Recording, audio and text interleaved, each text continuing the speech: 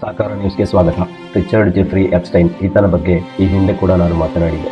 Richard Jeffrey ಎಪ್ಸ್ಟೈನ್ ಒಬ್ಬ multi millionaire. ಆತ ಅಮೆರಿಕದಲ್ಲಿ ಪ್ರಾಪರ್ಟಿಗಳನ್ನು ಹೊಂದಿದ್ದ. ಆತ ತನ್ನ ಕುಚೇಷ್ಟೆ ಕೇಳಿಗಳನ್ನು ನಡೆಸ್ತಾ ಇದ್ದಿದ್ದು ಲಿಟಲ್ ಸೈಂಟ್ ಜೇಮ್ಸ್ ಐಲ್ಯಾಂಡ್ ಅಥವಾ ಎಪ್ಸ್ಟೈನ್ ಐಲ್ಯಾಂಡ್ ಎಂದು ಕರೆಯಲ್ಪಡುವ ಜಾಗದಲ್ಲಿ. ಅದೊಂದು ಪುಟ್ಟ ದ್ವೀಪ. ಇಂಥದ್ದೇ 4 ದ್ವೀಪಗಳನ್ನು ಆತ ಹೊಂದಿದ್ದನೆಂದು ಹೇಳಲಾಗುತ್ತದೆ. ಆತ ಒಬ್ಬ ಸೆಕ್ಸ್ ಎಡಿಕ್ಟ್. ಹೆಚ್ಚಾಗಿ 13 ರಿಂದ 16 ವರ್ಷದ ಮಕ್ಕಳನ್ನೇ ಹುಡುಕಿ ತಂದು ತನ್ನ ಕಾಮತೃಷೆಗೆ ಬಳಸಿಕೊಳ್ತಿದ್ದ. ಮೊದಮೊದಲು ಈತ ನ್ಯೂಯಾರ್ಕ್ನಲ್ಲಿ ಪ್ರತಿಷ್ಠಿತರಿಗೆ ಪಾರ್ಟಿಗಳನ್ನು ಏರ್ಪಡಿಸತೊಡಗಿದ. ಅಲ್ಲಿ ಬರುವವರಿಗೆ ಹಸಿಯಾಗಿ ಹೇಳಬೇಕೆಂದರೆ ಹೆಣ್ಣು, ಗುಂಡು, ಮಾಂಸ ಎಲ್ಲವನ್ನೂ ಬೇಕಾದಷ್ಟು ಒದಗಿಸುತ್ತಿದ್ದ. ನೀವು ಭಯಬೀಳಬೇಕಾದ ಒಂದು ವಿಷಯ ಹೇಳುತ್ತೇನೆ ಕೇಳಿ. ಅದೇನೆಂದರೆ, ಎಳೆಯ ಹದಿಹರೆಯದ ಮಕ್ಕಳನ್ನು ಕರೆತಂದು ಅವರನ್ನು ಲೈಂಗಿಕ ವಿಷಯದಲ್ಲಿ ಒಳಪಡಿಸಿಕೊಂಡು ಲೈಂಗಿಕ ವಿಕೃತಿಗೆ ಒಳಪಡಿಸಿ ಅವರು ಭಯಬಿದ್ದಾಗ ಅವರ ದೇಹದಲ್ಲಿ ಉತ್ಪತ್ತಿಯಾಗುವ ಅಡ್ರೆನಾಲಿನ್ ಅನ್ನು ಘಟಾನುಘಟಿಗಳಿಗೆ ಕುಡಿಸುತ್ತಿದ್ದನಂತೆ. ಅದು ಕುಡಿದರೆ ಆಯಸ್ಸು ಹೆಚ್ಚಾಗುವುದು ಮತ್ತು ಯೌವನ ಹಾಗೆ ಉಳಿಯುವುದು ಎಂಬ ನಂಬಿಕೆ ಆತನಲ್ಲಿಗೆ ಭೇಟಿ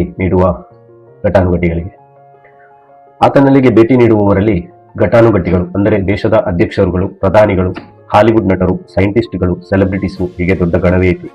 ಇವರೆಲ್ಲರೂ ಬಹಳ ಕಾಲ ಬದುಕುವ ಆಸೆ ಮತ್ತು ಲೈಂಗಿಕವಾಗಿ ತೊಡಗಿಸಿಕೊಂಡರೆ ಯೌವನ ನಳನಳಿಸುತ್ತದೆ ಎಂಬ ನಂಬಿಕೆ. ಹೀಗೆ ದುಡ್ಡಿನ ಬಗ್ಗೆ ಕ್ಯಾರೆ ಇಲ್ಲದ ಹೈ ಪ್ರೊಫೈಲ್ ಜನರನ್ನು ತನ್ನ ದ್ವೀಪಕ್ಕೆ ಬರಮಾಡಿಕೊಂಡು ಅಥವಾ ಸ್ವತಃ ತನ್ನ ಪ್ರೈವೇಟ್ ಜೆಟ್ ಮೂಲಕ ಕರೆಸಿಕೊಂಡು ಅವರು ಭೇಟಿ ಮಾಡಿದ ಕುಚೇಷ್ಟೆಗಳನ್ನು ರೆಕಾರ್ಡ್ ಮಾಡಿ ಇಟ್ಟುಕೊಳ್ಳುತ್ತಿದ್ದ. ಇದೇ ಎಪ್ಸ್ಟೈನ್ಗೆ ಉರುಳಾಗಬಹುದು ಎಂದು ಆತ ಕನಸಿನಲ್ಲೂ ಎಣಿಸಿರಲಿಕ್ಕಿಲ್ಲ. ಆತನ ಮೇಲಿನ ಪ್ರಕರಣ ದಾಖಲಾದ ಮೇಲೆ ಅಧಿಕಾರಿಗಳು ಈತನ ಬೆನ್ನು ಹತ್ತಿ ಸಂಗ್ರಹಿಸಿದ್ದು ಬರೋಬ್ಬರಿ 60 ಲಕ್ಷ ಪೇಜುಗಳಷ್ಟು ಡಾಟಾಗಳಂತೆ. ಅದರಲ್ಲಿ ಇಲ್ಲಿ ತನಕ ಬಿಡುಗಡೆಗೊಂಡದ್ದು 35 ಲಕ್ಷದಷ್ಟು ಮಾತ್ರ ಎಂದು ಹೇಳಲಾಗುತ್ತದೆ.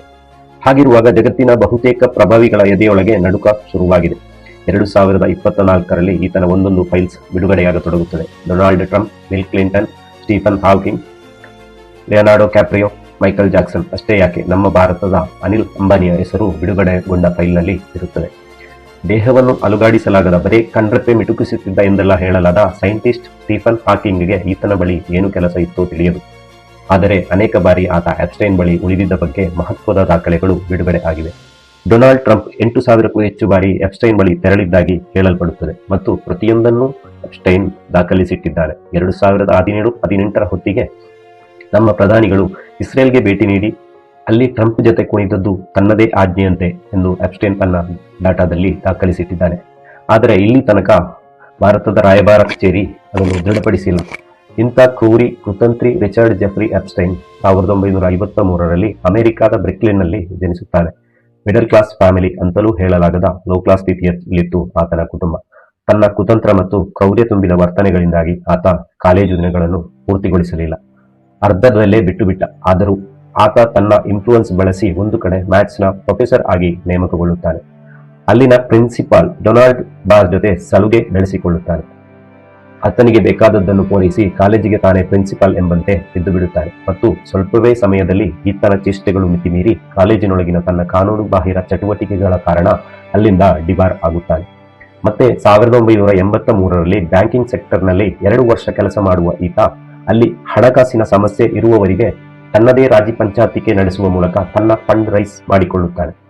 ಅಲ್ಲಿ ದೊಡ್ಡ ಕುಳಗಳ ಜೊತೆ ನಂತರ ತನ್ನ ಜೆಫ್ರಿ ಎಪ್ಸ್ಟೈನ್ ಕಂಪನಿ ಕಟ್ಟಿ ತನ್ನ ಕಾಯಕ ಮುಂದುವರಿಸಿ ಶ್ರೀಮಂತನಾಗುತ್ತಾನೆ ಮತ್ತು 4 ಪ್ರಾಪರ್ಟಿಗಳನ್ನು ಮಾಡಿಕೊಳ್ಳುತ್ತಾನೆ. ನ್ಯೂಯಾರ್ಕ್ನಲ್ಲಿ 2, ಪಾಮ್ ಬೀಚ್ನಲ್ಲಿ 1, ನ್ಯೂಬಿ ಮೆಕ್ಸಿಕೋ ರಾಂಚ್ ಅಂತ ಇನ್ನೊಂದು. ಹೀಗೆ 1990ರಲ್ಲಿ ಸೈಂಟ್ ಜೇಮ್ಸ್ ಐಲ್ಯಾಂಡ್ನಲ್ಲಿ ಅಧಿಕೃತವಾಗಿ ಸೆಕ್ಸ್ ರಾಕೆಟ್ ದಂಧೆಗಿಳಿಯುವ ಎಪ್ಸ್ಟೈನ್ ಸಣ್ಣ ಮಕ್ಕಳನ್ನೇ ತನ್ನ ಟಾರ್ಗೆಟ್ ಮಾಡಿಕೊಳ್ಳುತ್ತಾನೆ. ಸ್ವತಃ ಕಡು ಲೈಂಗಿಕ ವ್ಯಸನಿಯಾಗಿರುವ ಈತನಿಗೆ 2 ಗಂಟೆಗಿಂತ ಹೆಚ್ಚು ಸೆಕ್ಸ್ನಲ್ಲಿ ಭಾಗಿಯಾಗದೇ ಇರಲು ಆಗುತ್ತಿರಲಿಲ್ಲ ಎಂದರೆ ಊಹಿಸಿ ನೋಡಿ. ಶಾಲಾ ಕಾಲೇಜುಗಳ ಸಣ್ಣ ಮಕ್ಕಳನ್ನು ಯಾವುದಾದರೂ ಆಸೆ ತೋರಿಸಿ ಬಲೆಗೆ ಬೀಳಿಸಿಕೊಳ್ಳುವುದು, ಹಿಡನ್ ಕ್ಯಾಮರಾದ ಮೂಲಕ ಚಿತ್ರೀಕರಿಸುವುದು, ನಂತರ ಅದನ್ನು ತೋರಿಸಿ ಬ್ಲ್ಯಾಕ್ಮೇಲ್ ಮಾಡುವುದು. ಹೀಗೆ ಈತ ತನ್ನ ಕಾಯಕ ಮುಂದುವರೆಸಿದ್ದ. ಹೀಗೆ ಇರುವಾಗ ಫ್ಲೋರಿಡಾ ಒಂದು ಮಗುವಿನ ಪೋಷಕರು ಮೊದಲ ಬಾರಿಗೆ ಈತನ ವಿರುದ್ಧ ಕಾನೂನು ಸಮರಕ್ಕೆ ತಯಾರಾಗುತ್ತಾರೆ.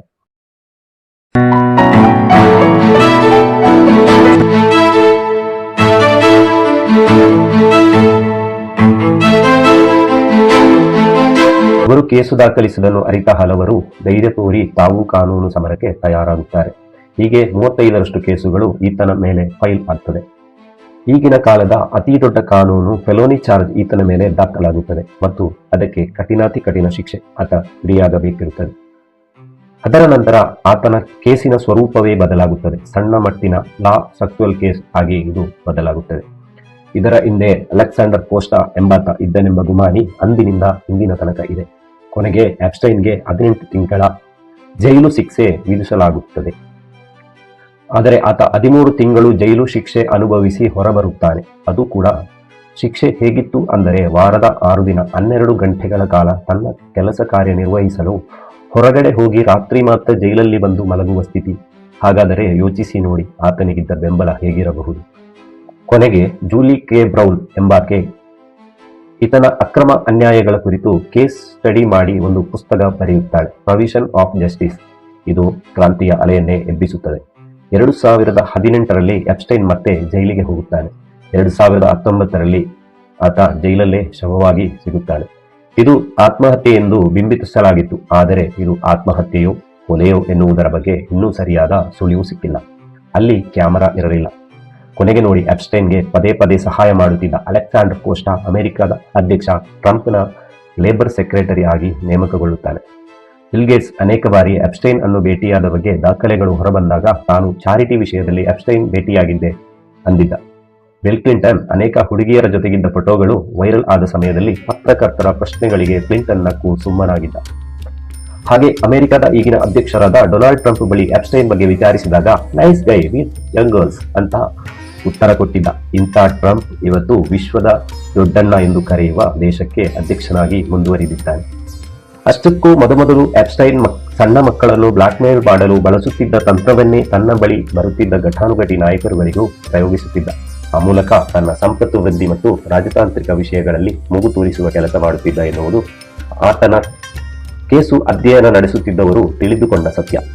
ಈತನ ಎಲ್ಲ ಕೃತ್ಯಗಳು ಭಾರತದಲ್ಲಿ ರಾ ಎಂಬ ಅಧಿಕೃತ ಗುಪ್ತಚರ ಸಂಸ್ಥೆ ಇರುವಂತೆ ಅಮೆರಿಕದಲ್ಲಿ ಇರುವ ಸಿಐಎಯ ಒಪ್ಪಿಗೆಯ ಜೊತೆಗೆ ನಡೆಯುತ್ತಿತ್ತು ಎಂಬ ಆರೋಪ ಇದ್ದು, ಇದು ಸತ್ಯವೇ ಆದರೆ ಅಮೆರಿಕ ತನ್ನ ಬಲ ವೃದ್ಧಿಸಿಕೊಳ್ಳಲು ಎಪ್ಸ್ಟೈನ್ ಅನ್ನು ಯಾವುದೋ ರೀತಿ ಬಳಸಿಕೊಳ್ಳುತ್ತಿದ್ದ ಎನ್ನುವ ಗುಮಾನಿ ಹೇಳುತ್ತದೆ.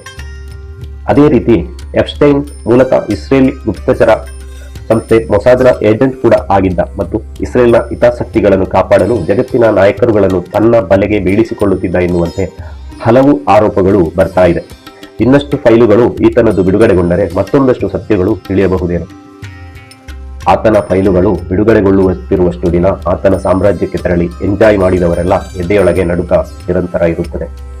ಭಾರತದಿಂದ ಅನಿಲ್ ಅಂಬಾನಿ, ಕೇಂದ್ರ ಸಚಿವ ಹರ್ದೀಪ್ ಸಿಂಗ್ ಪುರಿ, ಪ್ರಧಾನಿ ನರೇಂದ್ರ ಮೋದಿ, ಲೇಖಕ ಮತ್ತು ಹೂಡಿಕೆದಾರ ರವಿ ಮಂಥಾ, ಆಧ್ಯಾತ್ಮಿಕ ಗುರು ದೀಪಕ್ ಚೋಪ್ರಾ, ಬಾಲಿವುಡ್ನ ಪ್ರಮುಖರಾದ ಅನುರಾಗ್ ಕಶ್ಯಪ್, ಚಿತ್ರನಟಿ ನಂದಿತಾ ದಾಸ್ ಇವರೆಲ್ಲ ಎಪ್ಸ್ಟೈನ್ ಜೊತೆ ಇಮೇಲ್ ಮತ್ತು ಸಂಪರ್ಕ ಪಟ್ಟಿಯಲ್ಲಿ ಕಂಡು ಬಂದಿದ್ದಾರೆ. ಎಪ್ಸ್ಟೈನ್ ಬಗ್ಗೆ ಹಲವರು ಭೇಟಿ ನೀಡಿದ್ದರೂ ಆತ ಒಬ್ಬ ದೊಡ್ಡ ಬ್ರೋಕರ್ ಆಗಿದ್ದ ಎಂಬ ನೆಲೆಯಲ್ಲಿ ಬರೀ ಲೈಂಗಿಕ ಉದ್ದೇಶ ಇಟ್ಟುಕೊಳ್ಳದೆ ಉದ್ಯಮದ ವಿಸ್ತರಣೆ ಅಥವಾ ರಾಜಕೀಯ ಉನ್ನತಿಗೂ ಈತನ ಜೊತೆ ಭೇಟಿ ನಡೆದಿರಬಹುದು ಎಂದು ಹೇಳಲಾಗುತ್ತದೆ. ಒಬ್ಬಳು ಭಾರತೀಯ ಮೂಲದ ಸಂತ್ರಸ್ತೆ ಕೂಡ ಎಪ್ಸ್ಟೈನ್ ಕಡೆಯಿಂದ ದೌರ್ಜನ್ಯಕ್ಕೆ ಈಡಾಗಿದ್ದಳು ಮತ್ತು ಈಕೆಗೆ ಸಂತ್ರಸ್ತೆಯರ ನಿಧಿಯಿಂದ ಪರಿಹಾರ ನೀಡಲು ಇತ್ತೀಚೆಗೆ ಅಮೆರಿಕದ ಅಧಿಕಾರಿಗಳು ಹುಡುಕುತ್ತಿರುವ ಬಗ್ಗೆ ಸುದ್ದಿ ಇದೆ. ಇನ್ನಷ್ಟು ಸುದ್ದಿಗಳೊಂದಿಗೆ ಮತ್ತೆ ಸಿಗೋಣ. ನಮ್ಮನ್ನು ಫಾಲೋ ಮಾಡ್ತಾ ಇರಿ. Thank you.